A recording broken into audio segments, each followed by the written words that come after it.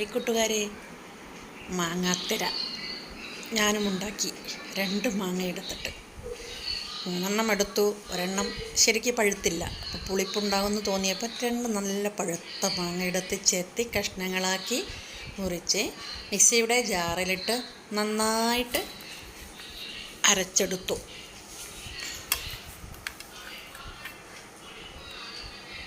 ശേഷം അത് ഒരു പാൻ വെച്ച് പാൻ നന്നായിട്ട് ചൂടാറി വന്നപ്പോൾ ചൂടായ ഫാനിലേക്ക് ഒഴിച്ചു കൊടുത്ത് നന്നായി ഇളക്കി യോജിപ്പിച്ചു.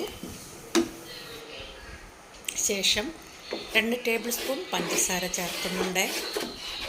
മാങ്ങയുടെ പുളിപ്പിനോടൊപ്പം ഇത്തിരി മധുരം കൂടി ഇരുന്നോട്ടെ.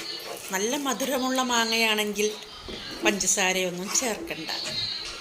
ഇതിത്തിരി മധുരം കുറവായിരുന്നു, അതുകൊണ്ട് ഞാൻ 2 ടേബിൾ സ്പൂൺ മധുരം ചേർത്തു.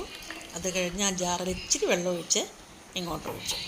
അത് നന്നായിട്ട് ഇളക്കി യോജിപ്പിച്ച് കുറുക്കിയെടുത്തു.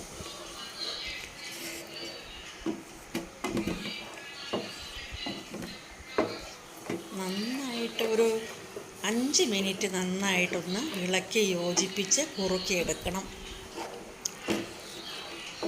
ഇപ്പോൾ മാങ്ങാക്കാലമാണല്ലോ. ചക്ക പെരകിയതും മാങ്ങ തെരയും മാങ്ങ മിഠായിയും മാങ്ങ ജാമും അച്ചാറും സ്ക്വാഷും എന്തെല്ലാം വിഭവങ്ങളാണ് ഉണ്ടാക്കുന്നത്. അങ്ങനെ പാകമായി വന്നപ്പോൾ ഞാനൊരു ട്രേയിലോട്ട് അതിനെ ഒഴിച്ച് നന്നായിട്ട് പരത്തി വെച്ചിട്ടുണ്ട്. ഇനി ഇത് നല്ലതുപോലെ ചൂടാറിയ ശേഷം നമുക്കിതിനെ കഷ്ണങ്ങളാക്കി എടുക്കാം. അപ്പോൾ എല്ലാവരും ഉണ്ടാക്കി നോക്കണം കേട്ടോ. നല്ല ടേസ്റ്റിയായ മാങ്ങാത്തര.